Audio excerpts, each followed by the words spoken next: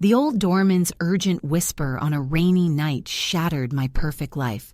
He begged me not to go home, and I wish I had listened. The rain was coming down in sheets, the kind of miserable, bone-chilling drizzle that makes a city like this feel less like a metropolis and more like a concrete cage. All I wanted was to get upstairs to my apartment, kick off my ridiculously expensive and painfully tight heels, and pour a glass of wine that cost more than I'd care to admit. It had been a brutal 14-hour day of depositions, and my brain felt like scrambled eggs. The warm, golden light of our building's lobby was a beacon of hope.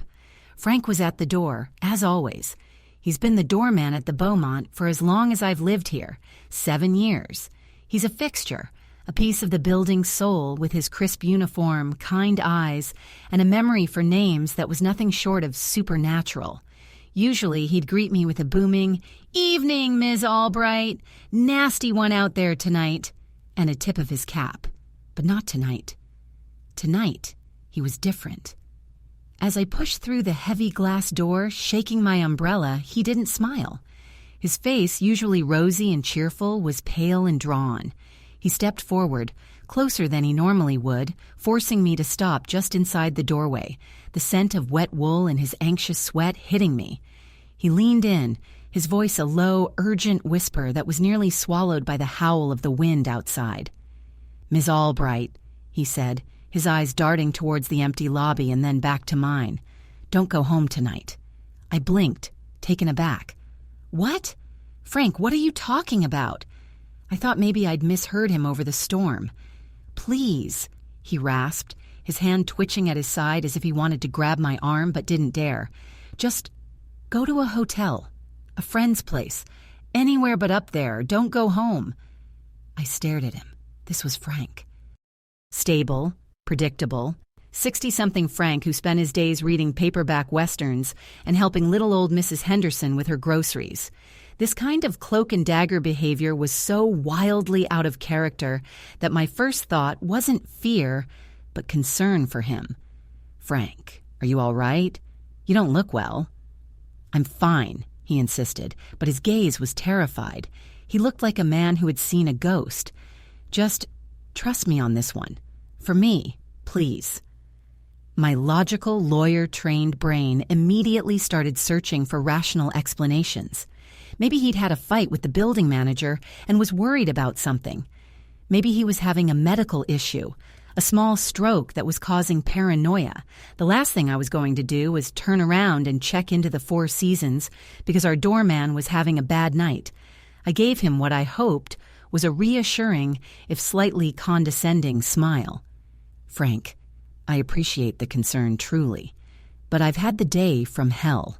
I just need my own bed. I'm sure whatever it is will look better in the morning." The hope in his eyes died. It was replaced with a look of profound pity, and it was that look, more than his words, that unsettled me. He straightened up, his professional mask sliding back into place, but the fear still lingered in his eyes like a shadow. He simply nodded, touched the brim of his cap, and stepped back to his post by the door. He didn't say another word as I walked towards the elevators, but I could feel his gaze burning into my back. The elevator ride up to the penthouse was silent, except for the quiet hum of the machinery. His warning echoed in my head. "Don't go home tonight." It was absurd. What could possibly be wrong? I was going home to my husband, Mark, the man I'd been married to for 5 years. Our life was perfect, at least. It looked perfect from the outside. The perfect apartment, the perfect careers, the perfect couple. Lately, though, perfection had started to show a few cracks. Mark had been distant, working late more often than not, phone calls taken in the other room, his laptop screen angled away from me whenever I walked by. My mind, of course, had gone to the most obvious and painful conclusion. He was having an affair. We hadn't talked about it. I was still in the evidence-gathering phase, trying to build an airtight case in my head before confronting him, just like I would for a client. Frank's strange warning, I reasoned, must be connected. Maybe he'd seen Mark bringing another woman into the building. The thought sent a jolt of acidic anger through me, eclipsing the exhaustion. Fine. If he was going to be that brazen, I deserved to walk in and catch him. I unlocked the door to our apartment, my heart pounding a nervous rhythm against my ribs. I stepped inside, half expecting to hear hushed voices or find a pair of strange heels in the foyer, but there was nothing. The apartment was dark, silent and immaculate. It smelled faintly of the lemon polish our housekeeper used. No sign of Mark, no sign of anyone else. Relief and disappointment warred within me. I dropped my briefcase, kicked off my shoes, and padded into the kitchen to pour that much-needed glass of wine. As I swirled the deep red liquid, I looked out the floor-to-ceiling windows at the glittering, rain-slicked city below. I felt foolish. I'd let a tired old doorman and my own anxieties spin me into a paranoid mess. An hour later, Mark came home. He was drenched, but smiling. He dropped his keys in the ceramic bowl by the door and enveloped me in a hug that smelled of rain and his expensive cologne. "Hey, you," he said, kissing the top of my head. "Sorry I'm so late. The deal is finally closing. It's been insane." He seemed normal. Too normal. His cheerfulness felt forced, his smile a little too wide. All my earlier suspicions came flooding back. He was laying it on thick to cover his guilt. We made small talk as he changed out of his wetsuit. He asked about my day. I gave him the edited version. He kept checking his phone, a nervous little tick I'd noticed over the past few weeks. "I'm starving," he announced, emerging from the bedroom in a sweater and jeans. "I know it's late, but I was thinking, remember that old file, the one for the Peterson merger? I think I left it in the trunk of the car. It's got some numbers I need to run before morning. Do you mind grabbing it for me while I order us some food? My hands are freezing." It was an odd request. He rarely asked me to fetch things for him, but I was still trying to play the part of the unsuspecting wife, so I just nodded. "Sure. What am I looking for?" "Blue folder. Can't miss it," he said, already dialing the number for our favorite Thai place, his back to me. I slipped on a pair of flats, grabbed the car keys from the bowl, and headed back to the elevator, a strange sense of dread coiling in my stomach. As I rode down, I replayed Frank's warning in my head. Don't go home tonight. Was this it? Was the blue folder a lie? Was I about to walk into the garage and find Mark's mistress waiting in the car, ready for a confrontation?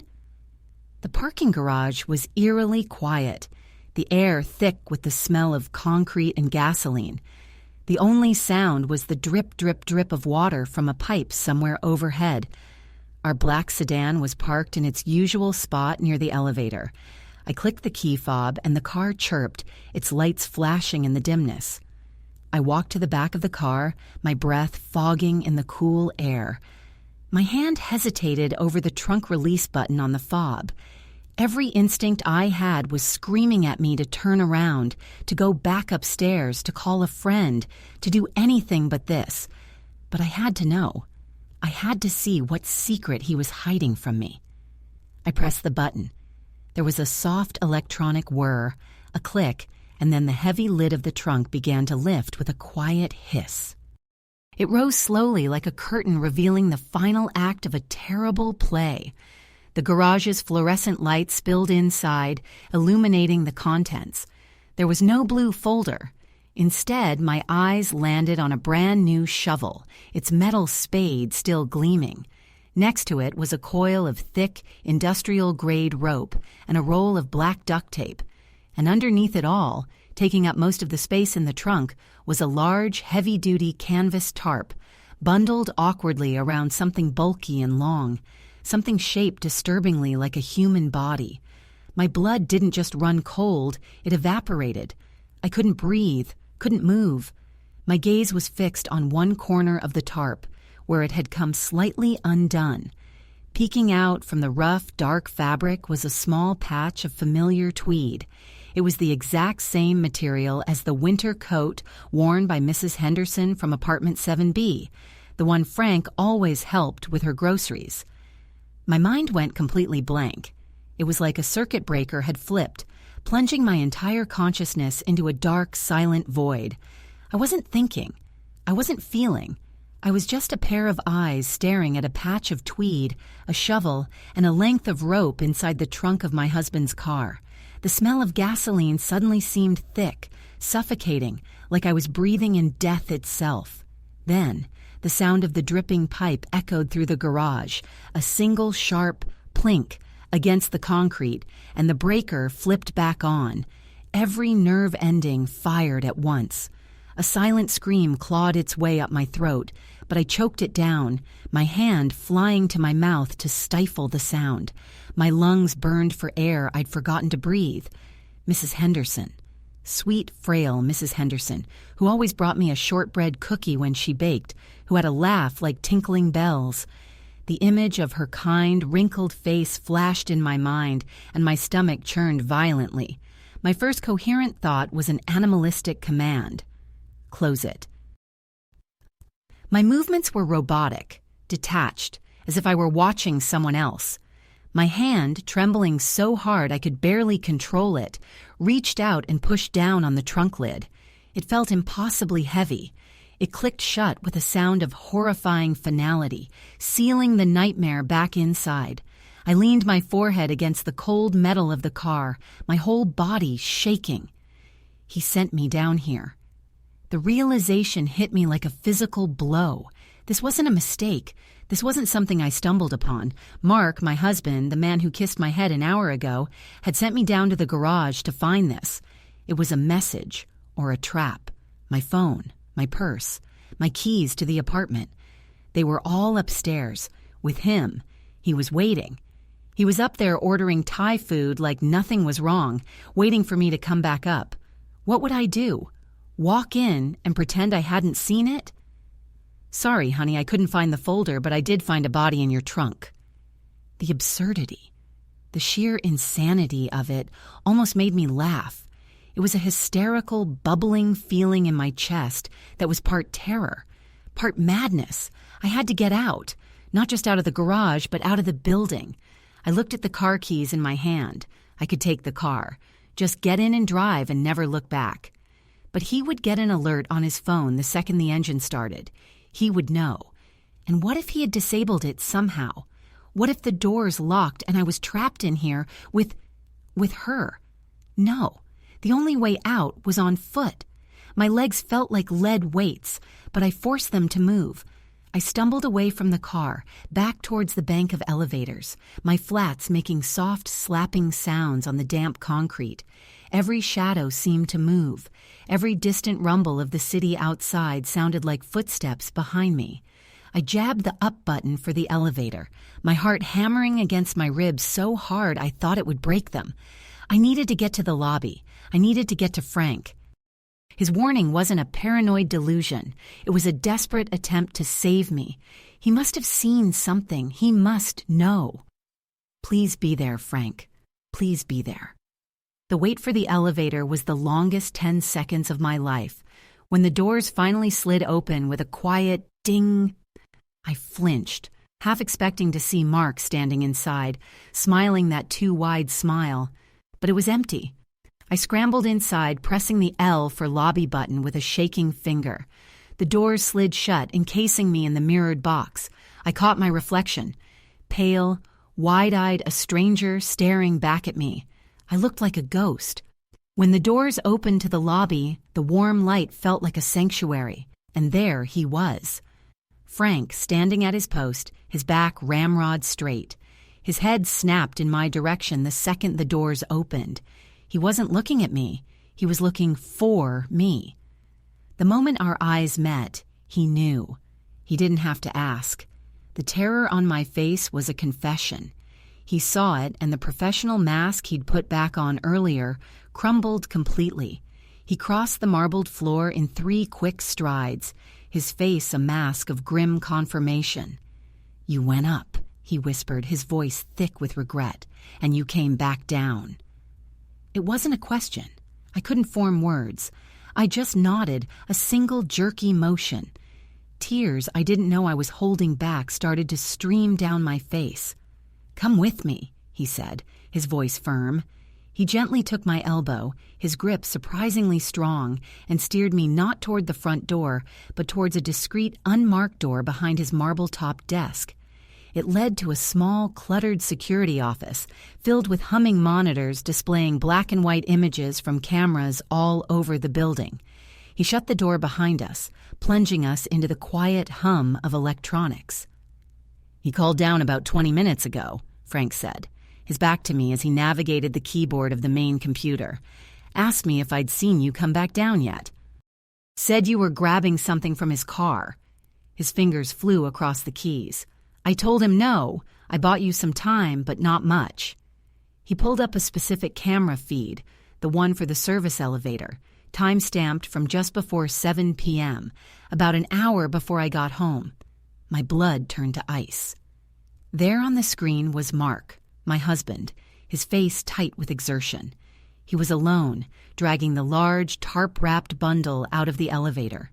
He wrestled it onto a luggage dolly, his movements practiced, efficient. It was horrifying, but it was the detached, businesslike way he did it that chilled me to the bone, like he was just moving a piece of furniture. "I saw him on the camera," Frank said, his voice a low growl. "I knew something was wrong. That's when I waited for you by the door." I stared at the screen, mesmerized by the horror. I watched my husband, this monster wearing my husband's face, pull the dolly towards the door leading to the parking garage. But then, just before he exited the frame, he stopped. He stood perfectly still for a moment, as if sensing something. Slowly, deliberately, he turned his head and looked directly into the lens of the hidden security camera. A slow, cold smile spread across his face. It wasn't the cheerful, forced smile he'd given me upstairs. This was something else entirely. It was a smile of pure, chilling malice. A smile that said, "I see you. I know you're watching. And this is all part of the plan." That smile shattered the last remaining fragment of the man I thought I knew. It wasn't just a look of malice, it was a look of triumph. He wasn't just getting away with something, he was performing. And we, Frank and I, were his intended audience. He wanted to be seen. He wanted us to know. The realization was a physical shock, like being plunged into icy water. This wasn't a crime of passion he was trying to hide. This was a statement. "He knows," I whispered, my voice hoarse. "Frank, he knows you saw him." "Ah," Frank's face was grim, his eyes fixed on the frozen image of Mark's predatory smile on the monitor. I figured as much. He didn't seem surprised, just resigned. It was the resignation of a man who had been expecting a fight and had just seen the size of his opponent. He clicked off the monitor, plunging the small office back into the dim glow of the other screens. The silence was thick with unspoken fear. "He hasn't left the building," Frank said, his voice low and steady, a rock in my swirling sea of panic. "He's upstairs, waiting." "Waiting for what?" I asked, my voice trembling. "For me to come back? To kill me too?" The words tasted like ash in my mouth. Was that the plan? Send me to the trunk, terrify me, and then when I ran back upstairs, he'd be waiting behind the door? "No," Frank said, shaking his head slowly. "No, this is too deliberate, too theatrical. He sent you down there for a reason. He made sure I saw him for a reason. This isn't just about getting rid of you." He looked at me, his kind eyes filled with a terrifying clarity. "This is about framing you." The air left my lungs in a rush. Of course, it was so sickeningly, cruelly perfect that it could only have been designed by a psychopath. I, the distraught wife, discover my husband is having an affair with our elderly neighbor, Mrs. Henderson. In a fit of jealous rage, I kill her. I try to hide the body, but my husband, the innocent party, discovers my heinous crime. It was a story that practically wrote itself for the tabloids. My fingerprints were on the apartment door, the wine glass, the car keys. And now they were on the trunk of the car that held her body. I had walked right into his trap, every step preordained. He hadn't just built a cage. He had politely held the door open for me. "The police!" I stammered, fumbling for a phone I didn't have. "We have to call the police." "And tell them what?" Frank countered, his voice sharp but not unkind. "That your husband has a body in his trunk? The first thing they'll do is come here. He'll play the part of the shocked, grieving husband. He'll tell them you've been acting erratically. He'll tell them to check the trunk, and your prints will be the last ones on it. We have video of him moving the body, but he knows that. He'll have a story for that, too. That he found her, panicked, and was trying to figure out what to do when you came home." He was right. Mark was a senior partner at a top-tier investment firm. He was charismatic, convincing, and utterly ruthless. He could sell ice to a polar bear. He would twist this narrative so expertly that by the time he was done, I'd be lucky to see the sun again. So what do we do? My voice was a thin thread of desperation. "We can't stay here. He'll come looking for me." "He won't come down to the lobby," Frank said confidently. "Too many cameras, too many potential witnesses. He wants this to look a certain way. He'll call the police himself soon, I'd wager. Report you missing, or worse. We have to be gone before then." He moved with a sudden, surprising agility, grabbing a worn leather jacket from a hook on the door and a set of keys from his desk drawer. "There's a service exit in the sub-basement. Leads out to the alley 2 blocks over. No cameras down there. I've worked in this building for 25 years, Ms. Albright. I know every pipe and wire in its walls." He opened the door a crack, peering out into the pristine, empty lobby. "The night shift guard, Carlos, comes on at 11. That's in 10 minutes. I told Mark you weren't down here, but he's not stupid. He'll check the lobby cameras from his phone or computer eventually. He'll see you talking to me. He'll know." He was ushering me out of the office and towards the service elevator, the same one Mark had used. My feet nearly refused to move. The thought of stepping into that space where he had been with Mrs. Henderson's body made me feel faint. Frank saw my hesitation. "It's just a box, Ms. Albright," he said gently but firmly. "It can't hurt you. He can." His words spurred me into motion. We stepped inside, and Frank used one of his keys to activate the panel, pressing a button labeled SB that I had never even noticed before. The elevator began its descent, deeper than I'd ever gone, past the lobby, past the garage. The air grew cooler, smelling of damp earth and dust. When the doors opened, we were in a cavernous, poorly lit space filled with massive boilers and a maze of pipes. Frank led the way, navigating the labyrinth with an ease that spoke of long years of familiarity. My expensive flats were useless on the slick concrete, and I nearly slipped twice. The only light came from bare bulbs, spaced far apart, casting long, dancing shadows that looked like grasping fingers. We finally reached a heavy steel door marked with a faded, stenciled exit. Frank slid a heavy bolt and pulled it open, revealing a narrow, rain-soaked alleyway that smelled of garbage and wet asphalt. The sudden rush of cold, damp air was a shock to the system, but it was the sweetest air I had ever tasted. It was the air of freedom. "Where do we go?"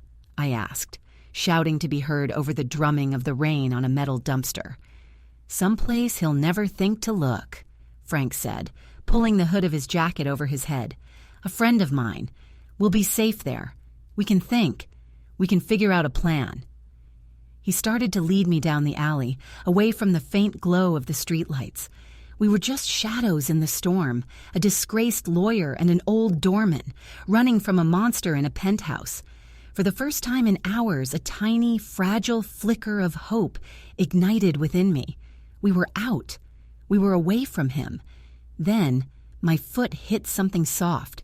Not a puddle, not a cardboard box. Something with a strange, yielding weight. I stumbled, crying out, and Frank grabbed my arm to steady me. I looked down to see what I had tripped over. It was a man's shoe. A sensible black leather shoe, the kind an old man might wear for work. It was lying next to a discarded pile of dark blue fabric. A uniform. It was Frank's doorman's uniform, stripped from a body and tossed in a heap. A blinding light suddenly flooded the alley, pinning us in its beam like terrified animals. The light was coming from the end of the alley, from the headlights of a car that had just silently pulled in, blocking our only exit, my husband's black sedan. Mark stepped out of the driver's side door, silhouetted against the glaring lights. He was holding his phone to his ear, and standing next to him, holding a high-powered flashlight and wearing Frank's uniform jacket, was the night guard, Carlos. "Yeah, I found them, Detective." Mark's voice boomed down the narrow alley, slick with false panic and practiced relief. "Just like I told you. My wife and the doorman who helped her. They were trying to escape." The world narrowed to a tunnel. At one end there was me, frozen in the rain-slicked alley. At the other there was Mark, a predator perfectly illuminated, his voice a weapon dismantling my reality piece by piece. The uniform, the shoe, the waiting car. It wasn't a chase. It was a carefully choreographed final scene, and I had just hit my mark. Carlos, the night guard, wasn't just a bystander. He was a co-conspirator, his flashlight beam pinning us like insects in a jar. My brief flicker of hope was extinguished, replaced by a cold, heavy certainty. This was the end of the line. Mark had anticipated everything. He knew Frank would help me. He knew Frank would use the service exit. He had simply waited at the finish line. But then I looked at Frank. The old doorman wasn't looking at Mark or Carlos. His eyes were fixed on me, and in them I didn't see despair. I saw a flinty resolve. The hand that was gripping my arm squeezed once, hard. It wasn't a gesture of comfort, it was a command. "Stay with me." "Frank helped you, didn't he, honey?" Mark's voice dripped with condescending pity, loud enough for his imaginary detective on the phone to hear. "He helped you move Mrs. Henderson after you had your fight. It's okay. We can get you help." Every word was a nail in my coffin. He was painting the picture for the police before they even arrived. It was brilliant. It was diabolical. And it was going to work. Carlos took a step forward, his other hand resting on the holstered weapon at his hip. "Just stay right there," he said, his voice flat and official. He was playing his part beautifully.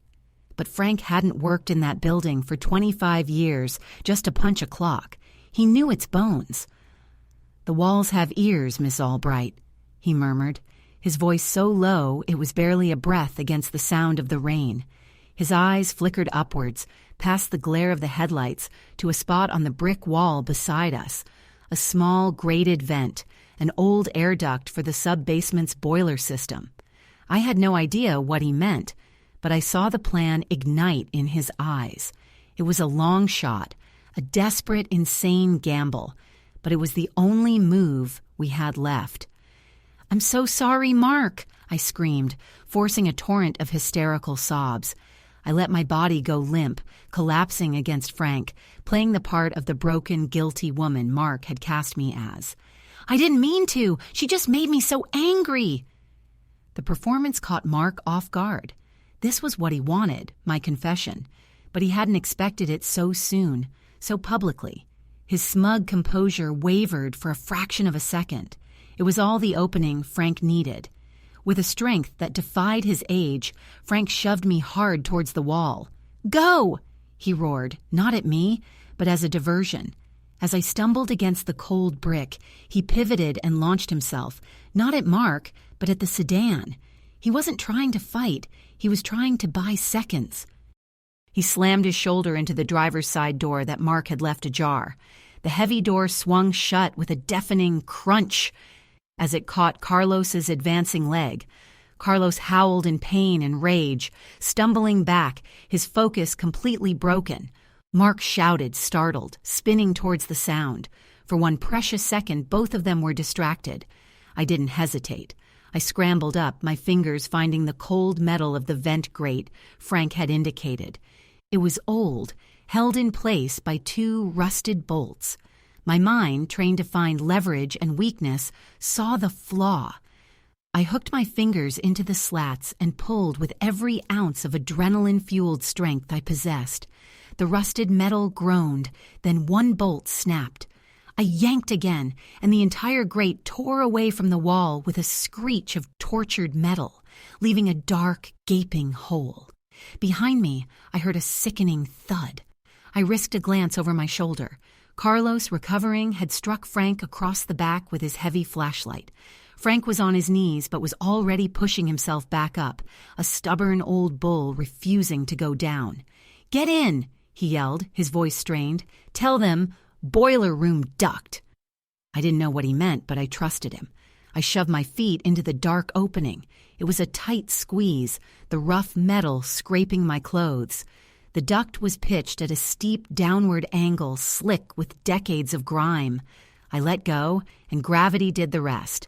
I slid into the darkness, a chaotic bumping tumble through a metal tube, the sounds of the alley mark's furious shouts, the wail of distant sirens he had no doubt already summoned, fading above me.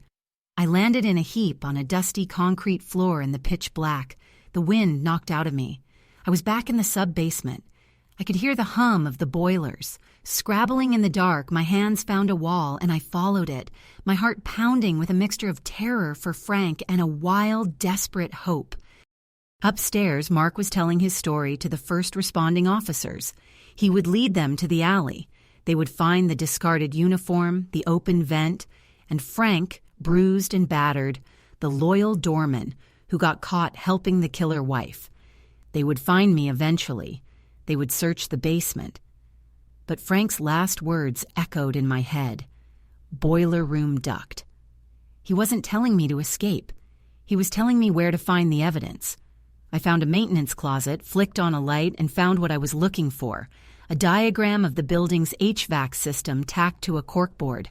The old ducts, the ones like the one I'd slid through, were marked in red. They weren't for air anymore. They were mostly sealed off, used as utility chases.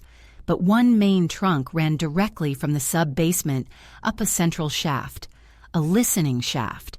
The police were swarming the building now. I could hear their radios crackling from the stairwell. I had minutes, maybe seconds. I raced to the main boiler, a behemoth of cast iron and pipes, and there it was. A large circular access panel on the main duct, right behind the furnace. It was held shut by a simple latch. My hands were shaking, but I worked the latch open and pulled. The heavy panel swung open.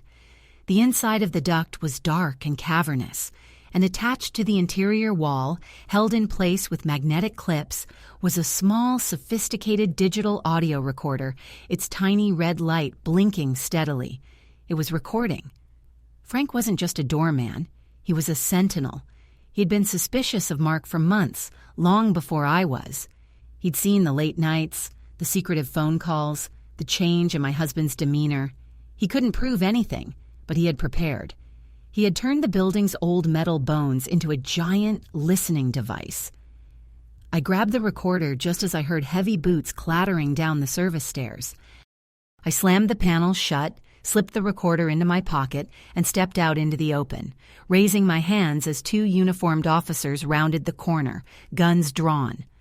The next few hours were a blur of handcuffs, interrogation rooms, and the smirking, confident face of my husband, who sat across from me with his high-priced lawyer, calmly detailing my psychotic breakdown. But my story was different. I told them about the doorman who whispered a warning. I told them about the trap. I told them about the duct. And finally, I told them to listen to what was on the small device in my pocket. It was all there.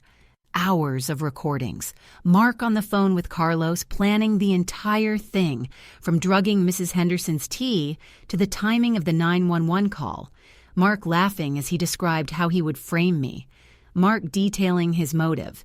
Mrs. Henderson's massive estate, which, through a series of forged documents he'd had her sign, was now willed entirely to him, a fact he planned to reveal after I, the jealous wife, was convicted of her murder. The final recording was the most chilling. It was from that night, just after he'd moved the body. The recorder had picked up his voice, low and clear, as he stood in the penthouse alone, practicing his lines. "Yeah, I found them, detective," he'd rehearsed, his voice filled with the same fake panic I'd heard in the alley. my wife, and the doorman who helped her. Mark's face when they played that part for him was a sight I will cherish for the rest of my life. The smug confidence didn't just vanish, it imploded, leaving behind the hollow, terrified shell of a man who had been outsmarted by a doorman. Frank became the city's hero. His injuries were minor, and he was back at his post a week later, though he was now fielding interview requests from every news station in the country. The first thing I did after I was released was walk into that lobby and wrap my arms around him. He just tipped his cap. "Nasty business, miss." "All bright," he'd said with a small, knowing smile. "Glad it's over." My life is different now. The penthouse is gone, sold to pay for the legal nightmare Mark created, but I'm free. Some nights, when the rain is coming down in sheets, I think about that moment in the trunk, the moment my perfect life was revealed to be a perfect lie. And I think of the quiet, unassuming man who stood guard at the door, not just to the building, but to my life. The man who saw the monster in the penthouse and whispered the 5 words that saved me. "Don't go home tonight."